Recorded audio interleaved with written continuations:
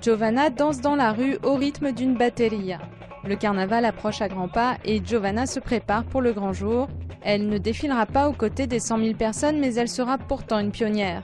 Avec 4 autres jurés, ils seront les premiers non-voyants du carnaval brésilien à juger les écoles de samba sur un critère bien précis, les percussions.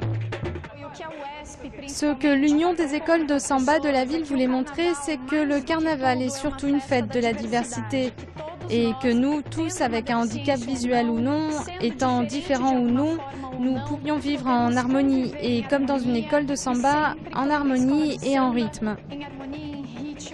Transformer un handicap en atout, c'est le but du projet So Nauve Quem Não Quer. Seul ne voit pas celui qui ne veut pas voir.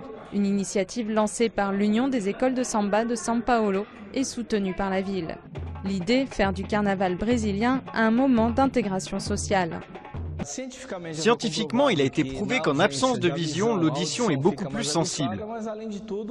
Mais au-delà de ça, j'ai été frappé par leur attention et leur engagement dans le cours.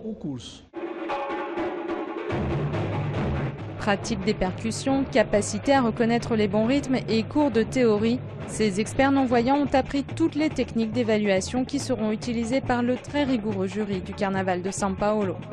D'autant que leur jugement devrait être totalement impartial, car ils ne seront pas influencés par les éléments visuels comme les costumes, les chars ou encore les chorégraphies.